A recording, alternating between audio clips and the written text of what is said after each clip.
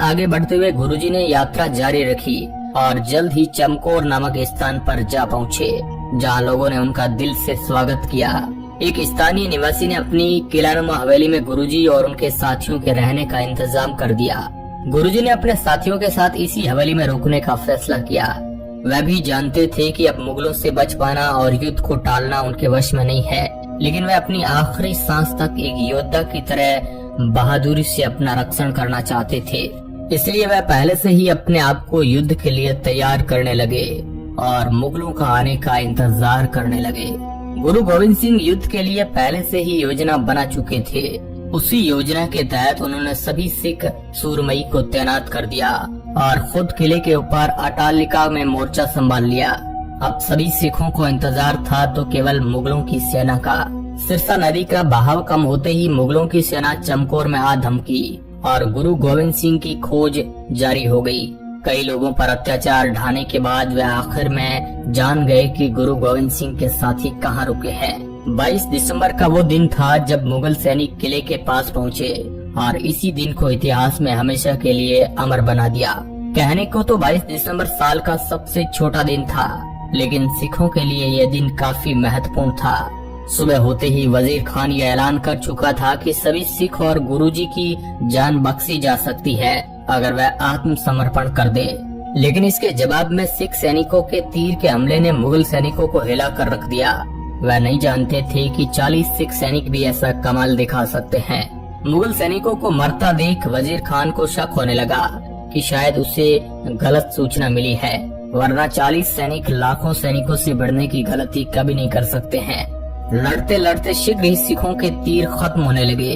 क्योंकि मुगल सैनिकों की संख्या ज्यादा थी, इसलिए उन्हें केवल तीरों से खत्म करना संभव नहीं था। गुरु गोविंद सिंह जी इस बात को जानते थे, इसलिए उन्होंने दूसरी योजना के तहत 5-5 सिख सैनिकों के जत्थे को किले से बाहर भेजना शुरू कर दिया ताकि वह मैदान में मुगलों से युद्ध कर सके। पहले जत्थे में भाई हिम्मत सिंह को बाहर भेजा गया, जिन्होंने तलवार और भाले से युद्ध करना शुरू कर दिया। गुरुजी ने खुद भी किले से मुगलों पर तीरों की बौछार शुरू कर दी। ऐसे में मुगलों के नाहर खान ने किले पर चढ़कर गुरुजी को पकड़ने की कोशिश की, लेकिन इस प्रयास ने उनकी जान ले ली। भीतर से गोलियों और तीरों की बौछार एक एक करके मुगल सैनिकों को ढेर कर रही थी। अब सैनिकों को ये भी विश्वास होने लगा था कि भीतर 40 से ज्यादा सिख है, वरना केवल 40 सैनिकों की शक्ति से इतना भयावह युद्ध करना संभव नहीं है। लंबे समय तक चले इस युद्ध में एक एक करके मुगल सैनिक के पैर उखड़ने लगे। युद्ध में अपना पराक्रम दिखाने के बाद पहला जत्था शहीद हो गया। इस तरह से फिर 2 और तीसरे जत्थों को एक एक करके रण क्षेत्र में मुगलों से युद्ध करने के लिए भेज दिया। शाम होते होते मुगल अपने कई सैनिक खो चुके थे और गुरुजी भी अपने कई साथियों को शहीद होते देख चुके थे। इस रक्तताप से गुस्साए वजीर खान ने अपने साथियों के साथ किले में घुसने की योजना बनाई। ये खबर पाते ही सिख साथियों ने आग्रह किया कि गोविंद सिंह जी अपने साहिबजादों के साथ जल्दी ही किला छोड़कर चले जाए, लेकिन गुरु गोविंद सिंह जी इस विचार को नहीं मानना चाहते थे।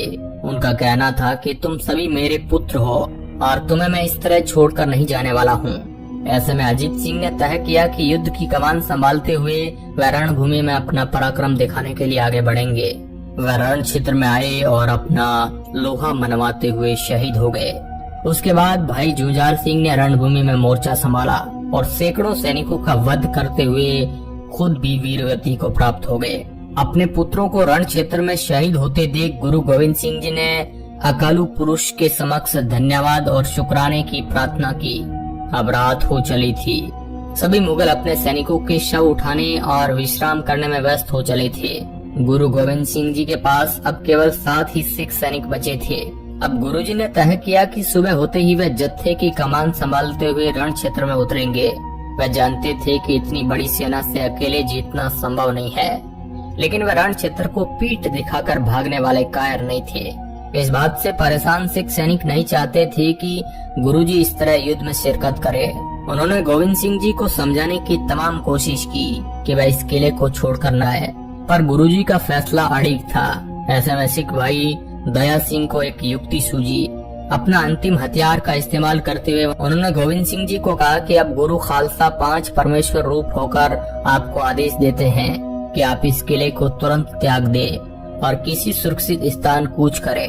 इस फैसले को गुरु गोविंद सिंह जी ना नहीं कह सकते थे, ये उनके गुरु का आदेश था। ऐसे में उन्हें किले का त्याग करके जाना पड़ा।